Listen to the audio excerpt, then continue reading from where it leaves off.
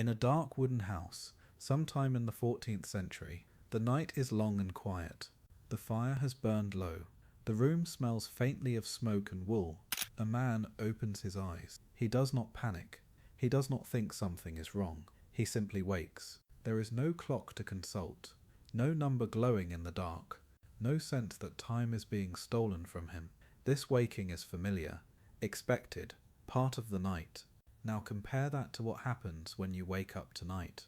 Your eyes open, your hand reaches for the phone or bedside clock.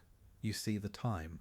Immediately, the night changes. You start calculating how much sleep you've lost. You think about tomorrow. You feel tension rise in your chest. The waking itself becomes the problem. That reaction feels automatic, but it isn't natural. For most of human history, waking in the middle of the night was not treated as a failure of sleep. It wasn't labelled insomnia. It wasn't medicalized. It wasn't feared. People didn't expect the night to be one unbroken stretch of unconsciousness. They expected sleep to move in stages, just as the body naturally does. Medieval people didn't sleep better in some vague way. Their environment and expectations matched how human sleep actually works in darkness. When the brain moved into a lighter sleep phase and surfaced into wakefulness, nothing in the room forced it into full alertness. There was no bright light snapping the nervous system awake, no schedule demanding immediate performance, no belief that being awake at night meant something had gone wrong. Modern sleep culture introduced that belief. At some point, sleep stopped being something that followed the night and started being something that had to fit a timetable. Work hours became fixed. Wake-up times became non-negotiable. Artificial light stretched the evening late into the night. Sleep was compressed into a narrower window and expected to perform perfectly inside it. That's when the idea of uninterrupted sleep became dominant. The problem is that human biology never adjusted to that rule. The brain still cycles through deep and light sleep. It still surfaces periodically. The difference is that now, when it does, the environment responds with stimulation and pressure. A clock tells you you're behind. A screen tells you it's almost morning. Your thoughts tell you this waking is dangerous. Once that happens, the waking lasts longer. This is why so many people say their sleep feels fragile. Not because their bodies are malfunctioning, but because modern life taught them to treat a normal phase of sleep as a threat. The fear of being awake becomes more disruptive than the waking itself. Medieval people didn't have sleep trackers, supplements, or expert advice, but they had something modern sleepers lack: a night that stayed dark, quiet, and low pressure from start to finish. When they woke, the night didn't demand anything from them, and because nothing demanded attention, the brain could settle again. That doesn't mean medieval life was easy or healthy by modern standards. This isn't nostalgia. It's systems analysis. When you remove clocks, artificial light, and performance pressure, sleep behaves differently, not because people are disciplined, but because the design is different. The modern system tells you that good sleep must be continuous, silent, and perfectly timed. Anything else is treated as a disorder. But that standard would have made no sense to people who lived before the night was engineered. If waking during the night is such a clear sign of broken sleep, why did generations of people treat it as normal? Why did they build their nights in a way that made room for it instead of trying to eliminate it? Because when you look closely at historical records, you start to see that the night wasn't organized around one long sleep at all. It was structured around something else entirely, something so ordinary at the time that no one thought to defend it. And once that structure disappeared, the waking stayed, but the understanding of it didn't. In the middle of the night, when the house was still dark and the fire had faded to coals, people didn't whisper that something was wrong. They whispered because this part of the night was expected. Historical records don't describe one long, uninterrupted sleep. They describe two. A first sleep that began soon after darkness fell, followed by a waking period, and then a second sleep that carried people toward morning. This wasn't a rare habit or a regional quirk. It shows up again and again in letters, court records, medical notes, prayer books, and household accounts, written by people who assumed everyone already knew what it meant. They even had a name for it: first sleep. The phrase appears so casually in old texts that it's easy to miss its importance. No explanation. No justification, just an assumption that sleep naturally came in stages. People went to bed early because night was long and light was scarce. After several hours they woke, not abruptly, not alarmed, awake enough to think clearly, but not wired. This waking period often lasted an hour or more, and then they went back to bed. What matters here is not what they did during that time, but how the night treated them while they were awake. The house stayed dark, the temperature stayed cool. There was no rush, no demand to perform, no bright stimulus telling the brain it was morning. The body remained in night mode. Modern sleep science would describe this as a natural window of lighter sleep, a phase where the brain surfaces, checks the environment, and waits for cues. In a medieval home, those cues told it one thing: it's still night. So the brain didn't panic. People used this time quietly. Some prayed, some talked, some reflected, some tended the fire, some lay awake without doing anything at all. The key detail is that none of this activity was stimulating enough to flip the nervous system into full alertness. There were no screens, no artificial brightness, no clock counting down the minutes until morning. After a while, sleep returned on its own. This second sleep was often deeper and more dream-filled. It carried people through the last stretch of the night and into dawn. When they woke in the morning, they didn't think in terms of hours slept. They thought in terms of having completed the night. That's a critical difference. Modern sleep advice focuses on duration. Medieval sleep culture focused on rhythm. One was shaped by clocks, the other was shaped by darkness. When historians first noticed references to first and second sleep, many dismissed them as metaphor, but the more records that surfaced, the harder that dismissal became. These weren't poetic flourishes, they were practical descriptions of how nights were organized. Doctors even advised patients on what to do during the waking period. Not how to avoid it, but how to use it calmly. The waking itself wasn't the problem. The problem was disrupting it.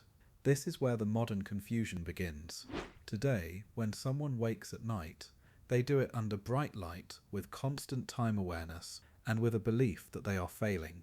That belief alone changes the physiology of the moment. Heart rate rises, stress hormones increase, the brain shifts from night logic to day logic. In the medieval night, that switch never flipped. It wasn't because people were more disciplined or wiser. It was because their environment didn't force the issue.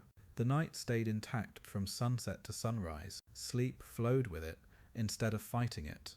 When you remove that structure, when you flood the night with light, compress sleep into a smaller window, and demand uninterrupted rest, you don't eliminate the waking. You eliminate the context that made the waking harmless. The result is what many people experience now: waking up with nowhere to place that moment. No cultural explanation, no accepted pattern, just silence, numbers on a clock, and growing anxiety. Once the idea of two sleeps disappeared, the waking didn't vanish.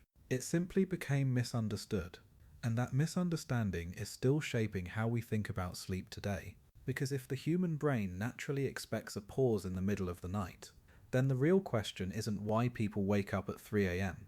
The real question is this: what changed so dramatically that a normal part of sleep started feeling like a problem that needed fixing? The answer doesn't lie in biology, it lies in what happened to the night itself. The night didn't slowly drift away. It was taken apart piece by piece. For thousands of years, darkness arrived all at once and stayed in place. When the sun went down, the day ended everywhere, inside homes as much as outside them. Firelight was weak, candles were expensive, the night remained dim, uneven, and quiet. That darkness wasn't just atmosphere, it was information. It told the brain exactly where it was in the day. Then that signal was broken. The first change wasn't screens or smartphones. It was something far simpler and far more powerful. Cheap, reliable, artificial light. Once light could be turned on at will, night stopped being a fixed boundary. Evenings stretched later. Bedtime drifted forward. But wake-up time didn't move with it. Sleep was compressed. That compression matters because human sleep isn't elastic. You can't squeeze the same biological process into less time and expect it to behave the same way. When night shortened, the body still tried to follow its old rhythm. It still moved through deep and light phases. It still surfaced in the middle. But now that middle arrived closer to morning, under pressure with consequences attached. Light didn't just delay sleep, it changed the brain's interpretation of wakefulness. In a dark room, waking feels neutral. In a lit room, waking feels like a signal. Light suppresses the hormones that keep the body in night mode. It nudges the brain toward alertness even if it's 3 a.m. The environment says stay calm, but the light says pay attention. Modern bedrooms are full of those mixed signals: glowing clocks, charging indicators, street lights through the window, a phone within reach. Each one seems harmless. Together, they dismantle the night. The brain wakes into something that feels unfinished and unstable. It doesn't know whether it's supposed to rest or prepare, so it prepares. Temperature plays a quieter role, but it's just as important. Historically, homes cooled significantly after sunset. The drop wasn't dramatic, but it was consistent. Cooler air helped the body stay in a low energy state. Modern homes flatten that curve. Heating systems hold rooms at daytime comfort levels all night long. The body doesn't get the message that it's safe to stay deeply asleep. Add to that the modern obsession with silence and control. Bedrooms are engineered to be perfect. Blackout curtains, noise machines, exact schedules. The night becomes something to manage, instead of something to enter. When control fails, anxiety fills the gap.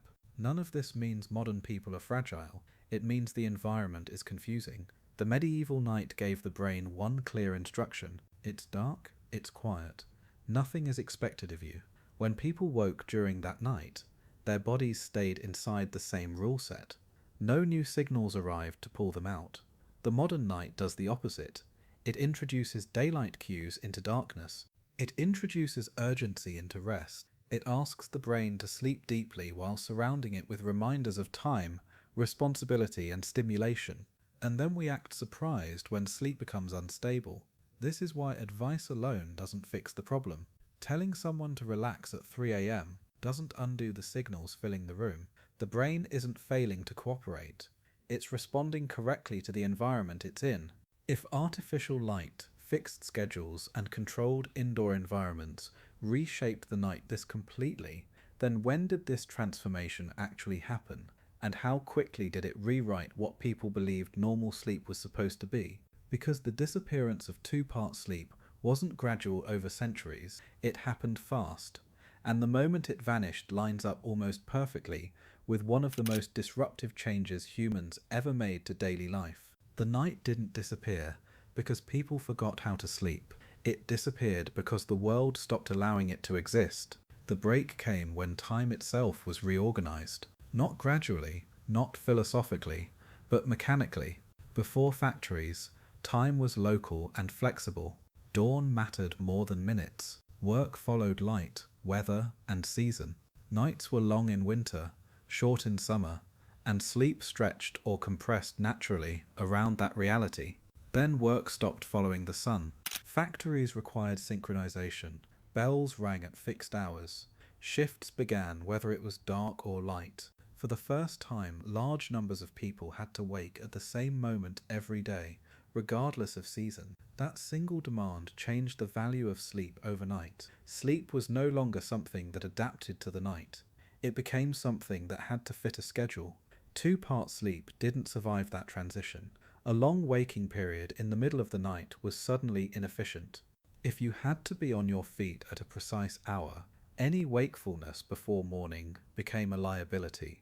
What had once been neutral time turned into lost time, and culture adjusted fast.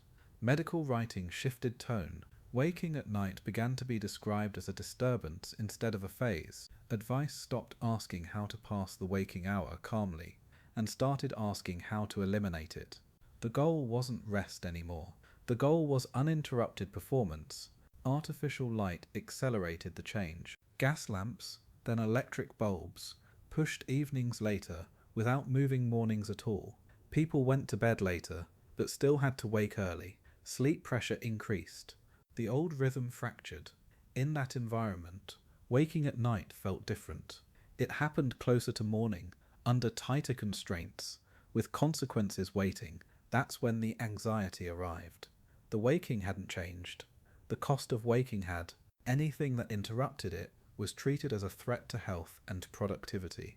This shift didn't make people sleep more soundly, it made sleep more fragile. When sleep is expected to be perfect, it becomes easy to break. When waking is labelled failure, the body learns to fear it. When fear enters the night, sleep loses the one condition it needs most: safety. By the time modern sleep science emerged, the cultural reset had already happened. Researchers weren't studying a timeless human pattern. They were studying sleep inside an industrialized world with artificial light, fixed schedules, and compressed nights. Their normal was already a recent invention. That's how the 8-hour ideal took hold, not as a universal biological rule, but as a compromise that worked well enough inside a clock-driven society. It was simple, measurable, easy to teach, and dangerously incomplete, because it ignored what happened when the night was allowed to be whole. So now we live with a strange contradiction. Millions of people wake at night, just as humans always have, but they do it in a world that tells them this moment shouldn't exist.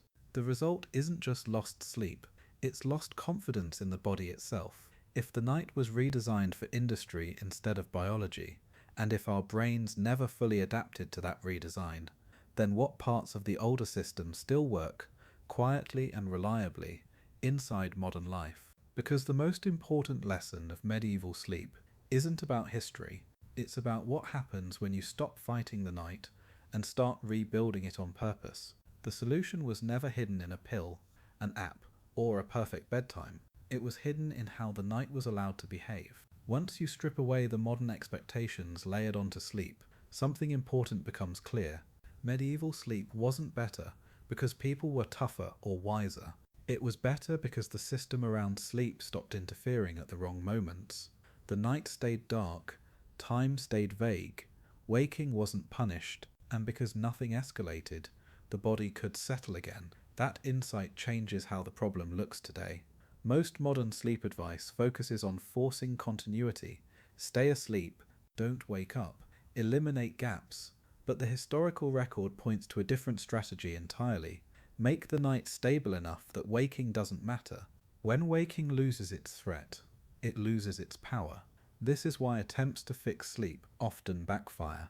The more someone tries to control the night, the more fragile it becomes. Every rule adds pressure. Every metric adds judgment. Every failed night reinforces the idea that the body is unreliable. Medieval sleep culture worked in the opposite direction. It assumed variation.